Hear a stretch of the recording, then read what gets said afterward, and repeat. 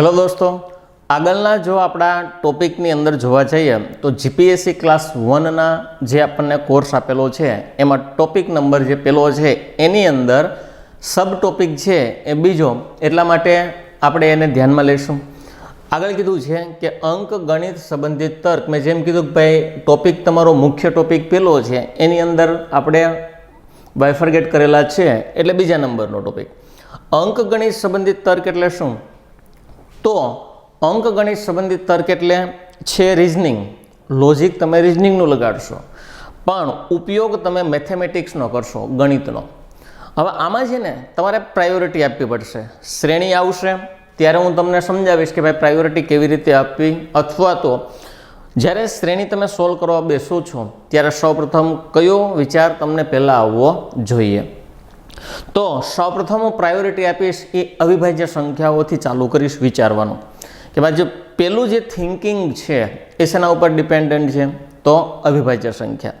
ધારો કે તમને અવિભાજ્ય સંખ્યાઓનો સંબંધ અંદર દેખાતો નથી તો બીજી પ્રાયોરિટી તમે વર્ગ અને ઘનને આપવાના છો। ફરીથી એકવાર શેને આપવાનો છો? તો કે વર્ગ અને ઘન। ધારો કે અંદર સંબંધમાં તમને વર્ગ અને ઘન પણ દેખાતા નથી તો તમે હવે ત્રીજી પ્રાયોરિટી આપશો, એને ભાગુ સભા કહેવામાં આવે, ભાગાકાર, ગુણાકાર, સરવાળો અને બાદબાકી।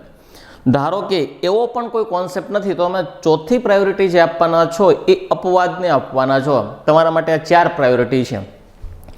હવે તમે એક સમજો તો ખાલી એક બેઝિકલી હું તમને એમ કહેવા જાઉં, ધારો કે તમને આંકડાઓની અંદર આવું દેખાય છે, એક 25 છે, એક 49 છે, ક્યાંક 121 છે, આવું બધું ધારો કે તમને દેખાય છે, એનો મતલબ એવો થાય કે પછી ત્યાં તમને ક્લિયર કટ સમજાઈ જવું જોઈએ કે ભાઈ 25 તો એ 5નો વર્ગ છે, 49 7નો વર્ગ, 121 એ 11નો વર્ગ છે। આવું તમને ત્યારે તરત એક લાઇટ થઈ જવી જોઈએ। ફોર એક્ઝામ્પલ ધારો તમને એમ કે ભાઈ 27 છે, એક ધારો કે આવું ક્યાંક તમને આપેલું છે, ધારો કે તમને 343 આપ્યા છે અને એક ધારો કે 729 આપ્યા છે। સમથિંગ આવા આંકડા અથવા તો આવા આંકડાની આજુબાજુના આંકડા, એવું ક્લિયર કટ ન હોય કે ઘન જ આપેલો હોય, એની અરાઉન્ડ પણ કંઈક તમને આપેલું હોય, આજુબાજુ નિયર અબાઉટ, તો આવું જુઓ ને તો તમને આઈડિયા આવી જવો જોઈએ કે આ ઘન છે, 3નો ઘન છે, 7નો ઘન છે, 9નો ઘન છે। રેડી? તો અહીં આપણે શું જોયું કે ભાઈ બેઝિકલી તમને આવા કોઈ આંકડા દેખાવા માંડે છે તો તમને ક્લિયર કટ આઈડિયા આવી જવો જોઈએ કે ભાઈ આ વર્ગ અને ઘનનો સંબંધ ધરાવે છે। ધારો કે તમને આવું કંઈક જોવા મળ્યું, ભાઈ એક 2 આવ્યા, એક 3 આવ્યા, એક 7 આવ્યા, ધારો કે 5 પણ છે, એક ધારો કે 11 પણ છે, આવા આંકડા આવ્યા, તો આવા આંકડા જોઈને તમને આઈડિયા આવી જશે કે ભાઈ આ તો અવિભાજ્ય સંખ્યાઓ છે। 2 અવિભાજ્ય સંખ્યા છે, 3 છે, 5 છે, 7 છે, 11 છે, 9 નથી।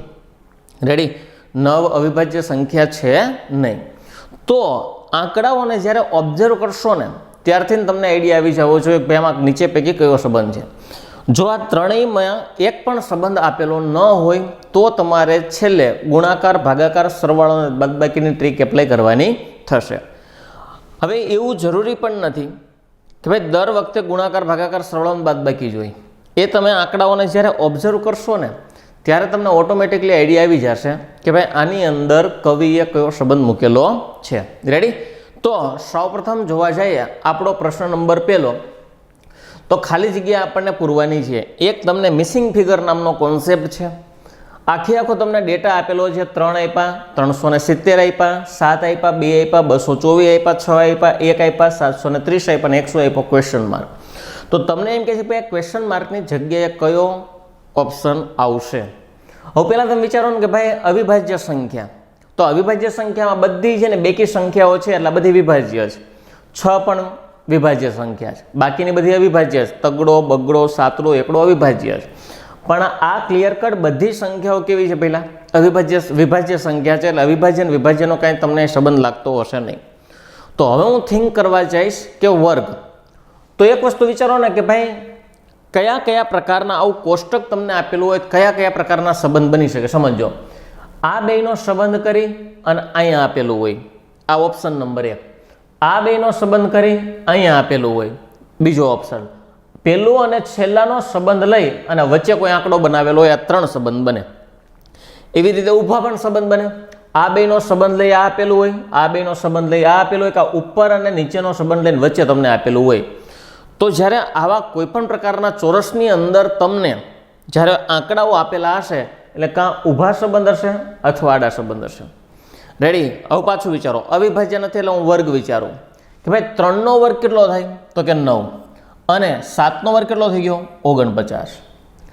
તો શું આ બેયનું એવું કયું કોમ્બિનેશન લગાડું જેના કારણે વચ્ચે મને 370 મળવા જોઈએ? કયું એવું કોમ્બિનેશન લગાડું જેના કારણે મને વચ્ચે શું મળવા જોઈએ? 370. તો ફાઇનલી ધારો કે હું બેયનો ગુણાકાર કરીશ ને તો પણ મેળ નહીં આવે. શું કામ? કારણ કે 49 ગુણ્યા એપ્રોક્સિમેટ 10 લઉં તોય 490 થઈ જાય. મારે તો લેવાના કેટલા? 370 જ તે. રેડી? એટલે ગુણાકાર તો નથી જ.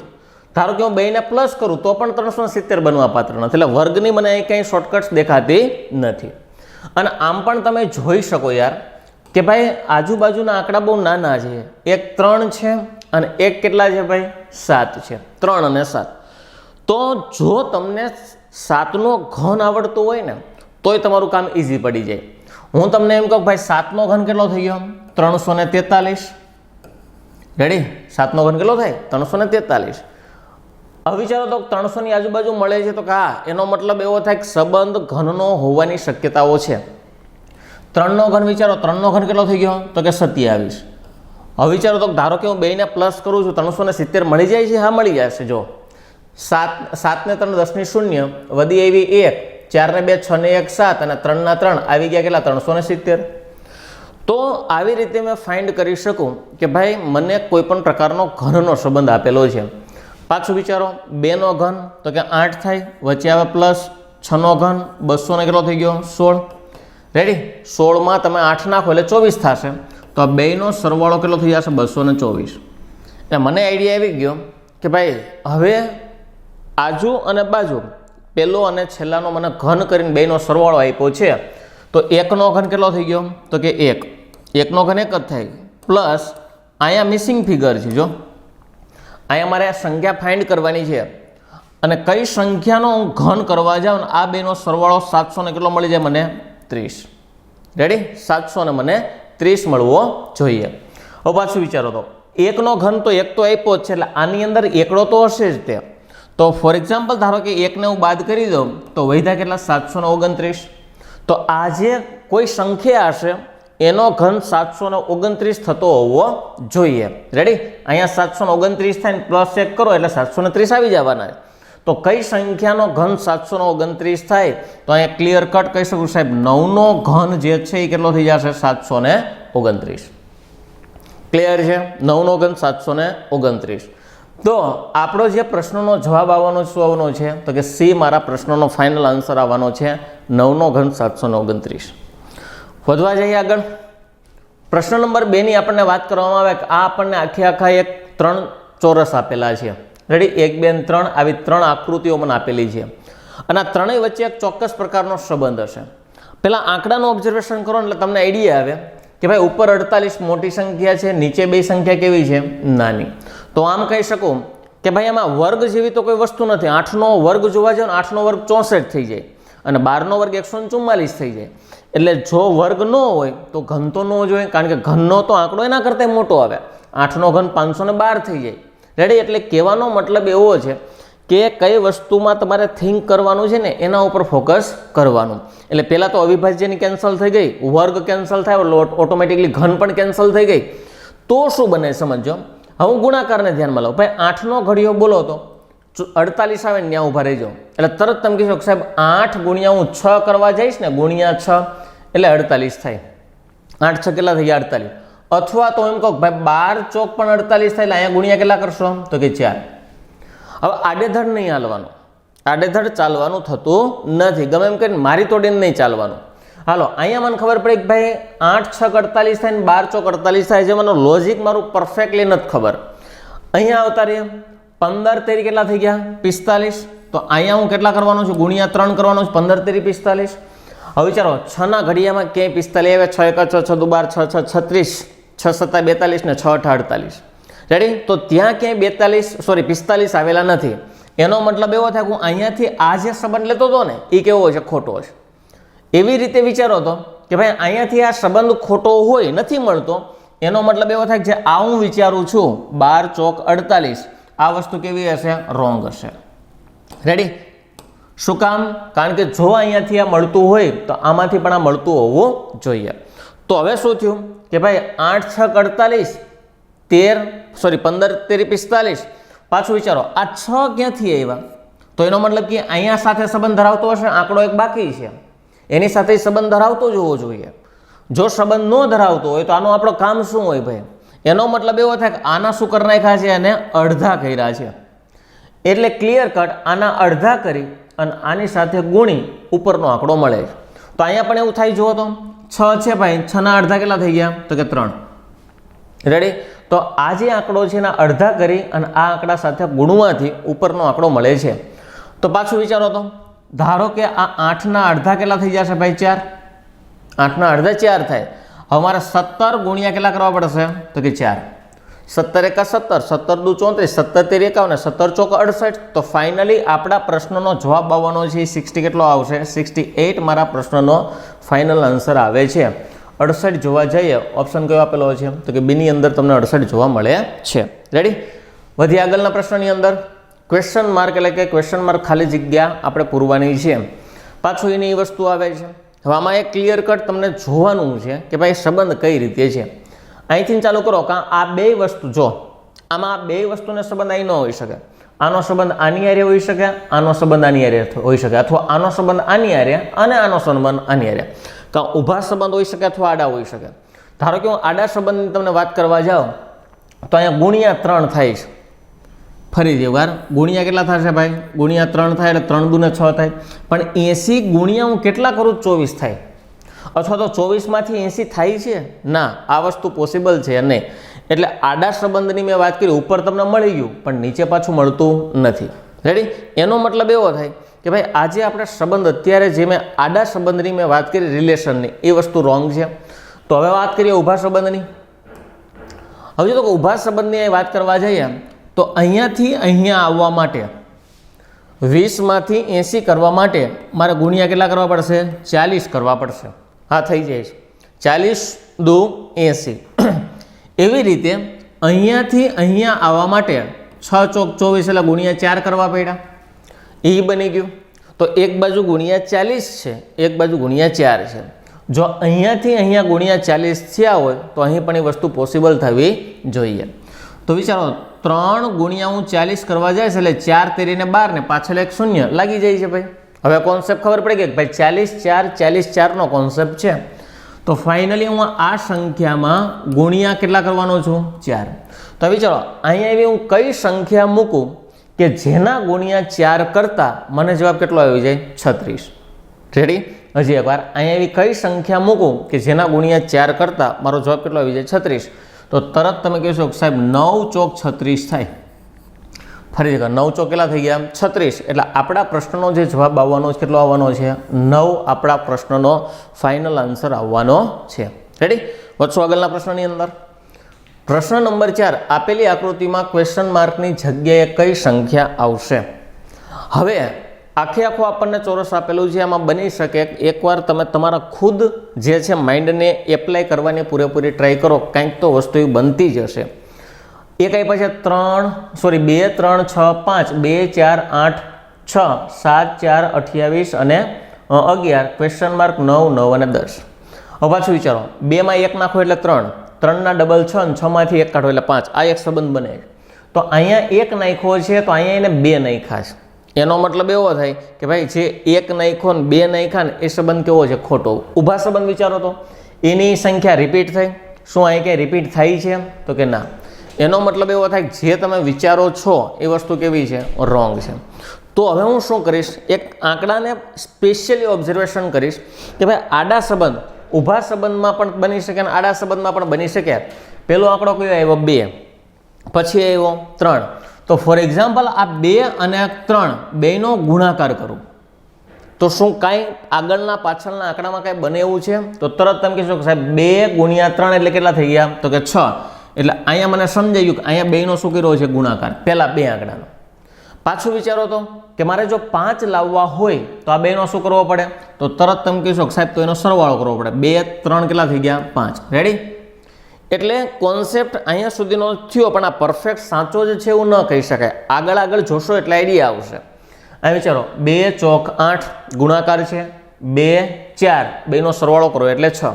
રેડી. હવે સમજાય છે ધીમે ધીમે કે તમારો સંબંધ મને પરફેક્ટલી ફાઇન્ડ થઈ ગયેલો છે. પાછું વિચારો 7 ચોક 28 અને 7 અને 4 11. એટલે પહેલાં શું થાય છે કે ભાઈ પહેલી રકમ છે એ ગુણાકાર છે અને બીજી રકમ છે એ શું છે તો કે પ્લસ છે. પાછું વિચારો આ છે એ ગુણાકાર હશે અને આ શું હશે તો કે પ્લસ. રેડી. કયા બે આંકડાનો તો કે આ બે આંકડા જે છે એનો પેલો ગુણાકાર હશે અને બીજો શું હશે સરવાળો. વિચારો તો અહીંયા હું કઈ સંખ્યા મૂકું કે જેના કારણે હું 9ને ગુણીશ તો પણ મારો જવાબ કેટલો આવશે 9, અથવા તો અહીં કઈ સંખ્યા મૂકું કે જેમાં હું 9 ઉમેરું અને મને 10 મળે તો ફાઇનલી મારો જવાબ શું આવશે એકડો. જોઈ લો 1 ગુણ્યા 9 એટલે 9, 1 અને 9 થઈ જાય કેટલા તો કે 10. તો મારો જે પ્રશ્ન છે પ્રશ્નાર્થની જગ્યાએ આપણો જે જવાબ આવવાનો છે કેટલો આવવાનો છે ભાઈ 1 આપણા પ્રશ્નનો ફાઇનલ આન્સર આવવાનો છે. રેડી. વધીએ આગળ. પ્રશ્ન નંબર 5 ખાલી જગ્યા પૂરો. હવે પાછું વિચારો તો કંઈક લોજિક એવું ને એવું હશે જ તે. અહીંયાથી તમે ઓબ્ઝર્વેશન કરો તો શું તમને ક્યાંય જોવા મળે છે? અહીંયા 4 છે, 9 છે, 16 છે, 8 છે, 27 છે, 64 છે, 16 છે, ક્વેશ્ચન માર્ક છે અને 256 છે. તો મેં જ્યારે આપણે આપણા ટોપિકની શરૂઆત કરી ત્યારે જ મેં તમને કીધું પેલું અવિભાજ્ય વિચારો. શું આની અંદર ક્યાંય અવિભાજ્ય સંખ્યાઓ જોવા મળે છે? ના, એક પણ સંખ્યામાં અવિભાજ્ય છે નહીં. નંબર 2 વિચારો વર્ગ અને ઘન જેવું જોવા મળે છે. 4, 9 અને 16 આવે ને એટલે અંદરથી તરત લાઈટ થઈ જાય કે સાહેબ આ રહ્યો એ 2નો વર્ગ છે, આ રહ્યો એ 3નો વર્ગ છે અને આ રહ્યો એ કોનો વર્ગ છે તો કે 4નો વર્ગ. રેડી. 2નો વર્ગ 4, 3નો વર્ગ 9, 4નો વર્ગ 16. આવતા રહ્યો નીચેની લાઈનમાં 8, 27 અને 64. હવે અહીંયા બગડો મળ્યો, તગડો મળ્યો અને ચોગડો મળ્યો, કાં એની એ વસ્તુ રિપીટ થતી હોય અથવા તો એનાથી આગળ જતું હોય. તો હું 8નો વિચારું ને 8 કોઈનો વર્ગ નથી, પણ હા 8 કોઈકનો ઘન છે. આ છે એ 2નો ઘન છે, આ છે એ 3નો ઘન છે અને આ છે એ શું છે 4નો ઘન. રેડી. તો હવે એક વસ્તુ વિચારો, પહેલાં વર્ગ આવ્યા, પછી ઘન આવ્યા, તો હવે કેટલી ઘાત આવે 4 ઘાત આવશે. એટલે આ હશે ને એ 2ની 4 ઘાત હશે, આ હશે 3ની 4 ઘાત હશે અને આ હશે 4ની 4 ઘાત હશે. રેડી. જુઓ તો 2ની 4 ઘાત એટલે 2 ગુણ્યા 2 ગુણ્યા 2 ગુણ્યા 2 4 વખત, 2 એકા 2, 2 દુ 4, 4 દુ 8 ને 8 દુ 16 મળી જાય છે. એવી રીતના વિચારો 4 ગુણ્યા 4 ગુણ્યા 4 ગુણ્યા 4. તો ફાઇનલી 4 ગુણ્યા 4 ગુણ્યા 4 ગુણ્યા 4, 4 4 16, 16 ચોક 64 અને 64 ગુણ્યા હું 4 કરવા જાય છે એટલે મળશે કેટલા 256. રેડી. એ વસ્તુ પણ અહીં મળી ગઈ. તો હવે મારે શું કરવાનું? 3 ગુણ્યા 3 ગુણ્યા 3 ગુણ્યા 3 એટલે 3ની 4 ઘાત, 3 એકા 3, 3 તેરી 9, 9 તેરી 27 ને 27 તેરી 81. તો ફાઇનલી અહીંયા આપણા પ્રશ્નનો જવાબ આવવાનો કેટલો આવવાનો છે 81 આવવાનો છે. રેડી. તો આપણા જે પ્રશ્નનો જવાબ આવે શું આવે છે સી. મારા પ્રશ્નનો ફાઇનલ આન્સર 81 તમને જોવા મળે છે. વધી આગળ આપ્યું છે કે ભાઈ ખાલી જગ્યા પૂરો. તમને અલગ અલગ પ્રકારના 3 કોષ્ટકો આપેલા છે. અગાઉ પણ આ કોષ્ટકની આપણે માહિતી મેળવી કે ભાઈ કેવી રીતે પ્રશ્નને સોલ્વ કરવો. તો એટલીસ્ટ એકવાર ખુદ ટ્રાય કરશો તો તમને વધારે મજા આવશે. નંબર 1 વિચારો, શું અવિભાજ્ય સંખ્યાઓનો સંબંધ છે? ભાઈ 8 અને 9 અવિભાજ્ય નથી. તો બાકીની આ અવિભાજ્ય છે, આ અવિભાજ્ય છે, પણ આ અવિભાજ્ય નથી. એનો મતલબ એવો થાય કે અડધું અવિભાજ્ય અને અડધું વિભાજ્ય હોય તો એ તો સંબંધ ન જોઈએ. વર્ગની વિચારો તો કે ભાઈ 8નો વર્ગ તો 64 થઈ જાય, 9નો વર્ગ તો 81 થઈ જાય. આને 64 અને 81નો સરવાળો કરો તો 17 નો આવે અને તફાવત લ્યો તો પણ 17 આવતા નથી. એનો મતલબ એવો થાય હા 81માં ઘડીક 64 કાઢી નાખો તો તમને કદાચ આઈડિયા આવવાની શક્યતા રહે. અહીંયાથી ધારો કે 7 આવી ગયા, અહીં કેટલા આવી ગયા 10. 11માંથી 4 જાય એટલે કેટલા વધશે 7 અને 7માંથી 6 જાય એટલે 17 એમ આવવાની શક્યતા છે. પાછું વિચારો, જો અહીંયા બધું લાગતું હોય તો આ 36, 6નો વર્ગ થઈ ગયો 36 અને 5નો વર્ગ કેટલો થઈ ગયો 25. તો 36માંથી હું 25 કાઢી નાખીશ તો કેટલા આવશે 11. એ પણ પોસિબલ છે. પણ એક વસ્તુ તમે વિચારો ને કે અહીંયા છે ને આ આંકડો નાનો હતો, આ આંકડો મોટો હતો. અહીંયા શું બન્યું? આ આંકડો મોટો છે, આ આંકડો નાનો છે, એટલે તમારો જવાબ અહીંયા માઇનસ આવવો જોઈએ. જો 9માંથી તમે 8ના વર્ગને બાદ કરો, 9ના વર્ગમાંથી 8ના વર્ગને, તો 5ના વર્ગમાંથી 6ના વર્ગને બાદ કરતા જવાબ કેવો આવવો જોઈએ? માઇનસ આવવો જોઈએ, અથવા તો ઉલટું પણ આમાં બની શકે. પણ ક્લિયર કટ બીજી એક વસ્તુ અહીંયા પણ જોઈ લ્યો ને.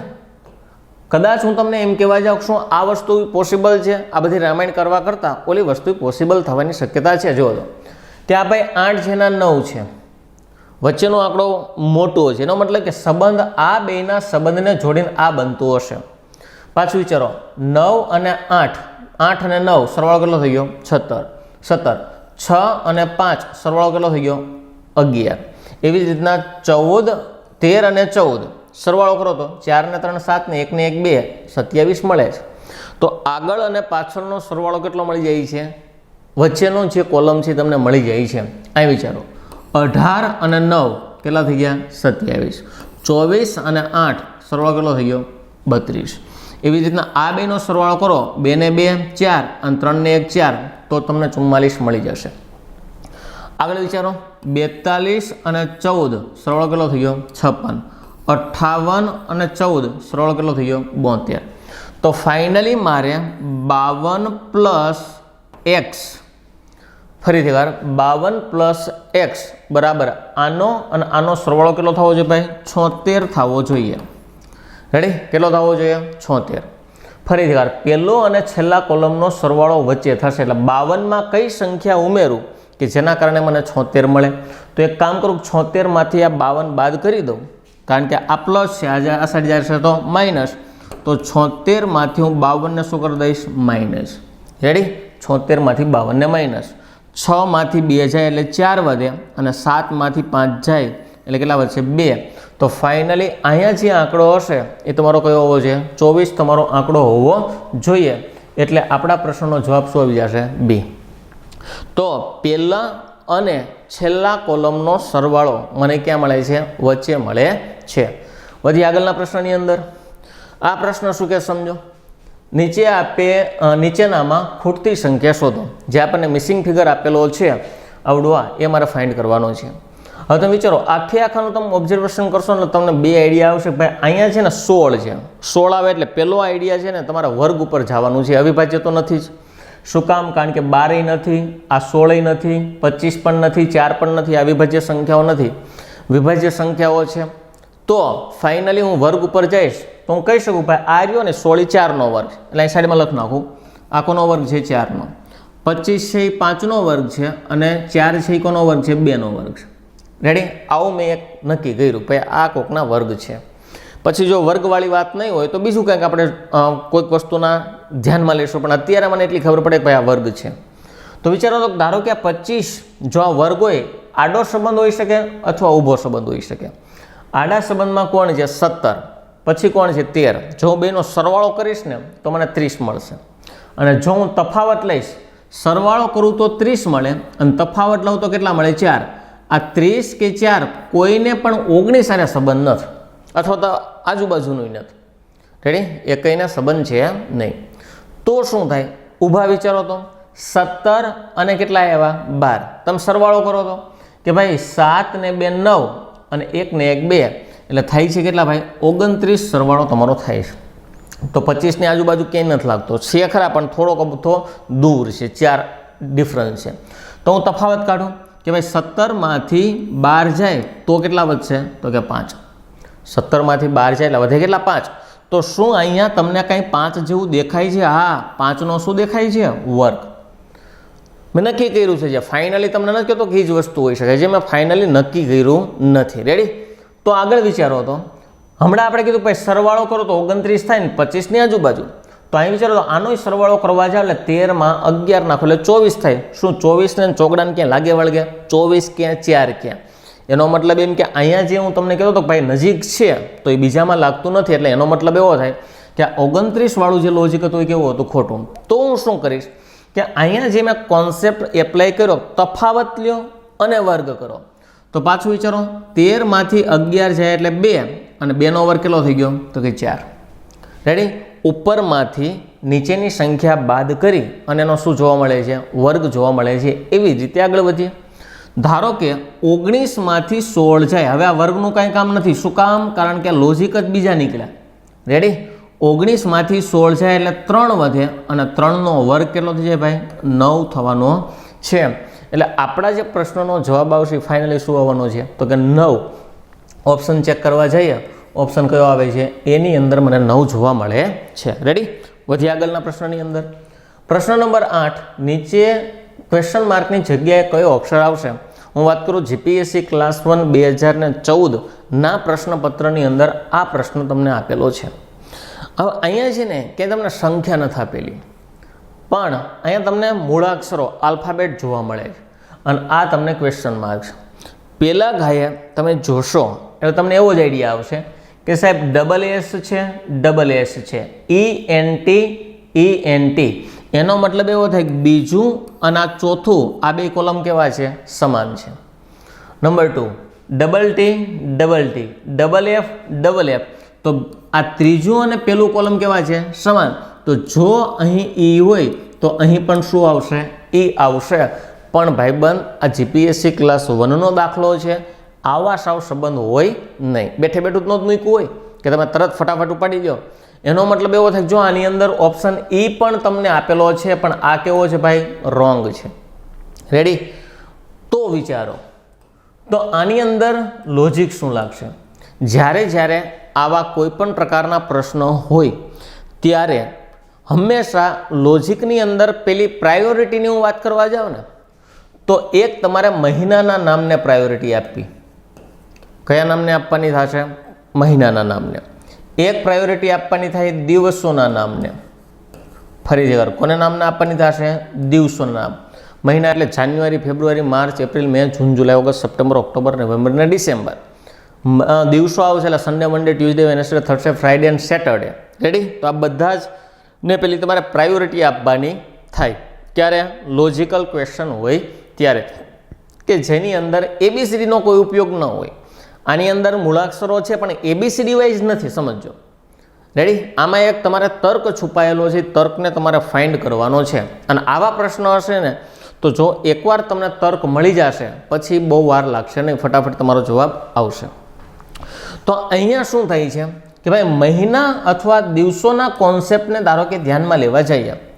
શું અહીંયા જાન્યુઆરીનો જે ક્યાંય આપ્યો છે તો કે ના, ફેબ્રુઆરીનો આપ્યો છે, આ ફેબ્રુઆરીના બધા છે, માર્ચનો આપ્યો નથી, એપ્રિલનો નથી, જૂનનો નથી, જુલાઈનો નથી, આવા ક્યાંય પણ મને એક પણ આલ્ફાબેટ આપ્યા નથી. ત્યારબાદ વિચારો સન્ડે, મંડે, ટ્યુઝડે, વેનસડે, થર્સડે, ફ્રાઈડે એવું કંઈ આપ્યું છે તો અહીં સન્ડેનું જોવા મળે, મંડેનું નથી, ટ્યુઝડેનું જોવા મળે. રેડી?